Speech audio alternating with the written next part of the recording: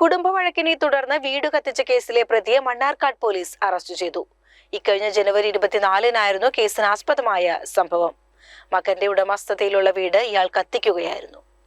കുടുംബവഴക്കിനെ തുടർന്ന് വീട് കത്തിച്ച കേസിലെ പ്രതിയായ കോട്ടോപ്പാടം പുളിക്കാത്തോട്ടിൽ പത്രോസിനെ മണ്ണാർക്കാട് ഇൻസ്പെക്ടർ ബൈജു ഇയാറിന്റെ നേതൃത്വത്തിലുള്ള അന്വേഷണ സംഘം അറസ്റ്റ് ചെയ്തു. ഇക്കഴിഞ്ഞ ജനുവരി 24-നായിരുന്നു കേസിനാസ്പദമായ സംഭവം. മകന്റെ ഉടമസ്ഥതയിലുള്ള വീട് പത്രോസ് കത്തിക്കുകയായിരുന്നു. ആ വീട്ടിൽ തനിച്ചായിരുന്നു പത്രോസിന്റെ താമസം. സ്ഥിരം മദ്യപാനിയായ ഇയാൾ വീട്ടിൽ വഴക്കുണ്ടാക്കിയതിനെ തുടർന്ന് ഭാര്യയും മക്കളും വേർപിരിഞ്ഞ് പാലക്കയത്തും ഇയാൾ കോട്ടോപ്പാടത്തുമായിരുന്നു. ജനുവരി 24-ാം തീയതി വൈകിട്ട് 5 മണിയോടുകൂടി ഇയാൾ തനിച്ച് താമസിക്കുകയായിരുന്ന വീട് കത്തിക്കുകയായിരുന്നു. Sub inspector Suresh, Unni, assistant sub inspector Santhakumari, civil police officer Gireesh എന്നിവരടങ്ങുന്ന അന്വേഷണ സംഘമാണ് പ്രതിയെ അറസ്റ്റ് ചെയ്തത്.